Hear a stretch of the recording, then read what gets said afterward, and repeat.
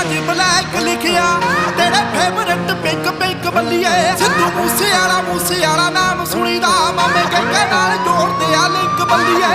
ਸਾਡਿਆਂ ਦਾ ਲੇਖਾਂ 'ਚ ਬਲੈਕ ਲਿਖਿਆ ਤੇਰੇ ਫੇਵਰਟ ਪਿੰਕ ਪਿੰਕ ਬੱਲੀਏ ਸਿੱਧੂ ਮੂਸੇ ਵਾਲਾ ਨਾਮ ਸੁਣੀਦਾ ਮਾਮੇ ਕਹਿੰਦੇ ਨਾਲ ਜੋੜਦੇ ਆ ਲਿੰਕ ਬੱਲੀਏ ਪਿਆਰ ਨਾਲ ਜੋ ਰਹਿੰਦਾ ਉਹਨੂੰ ਰੱਖ ਲੈਨੇ ਆ ਕਰਦਾ ਜੋ ਤੜੀ ਉਹਨੂੰ ਚੱਕ ਲੈਨੇ ਆ ਗੱਲਬਾਤ ਹੁੰਦੀ ਦਾ ਪਤਾ ਨਹੀਂ ਲੱਗਣਾ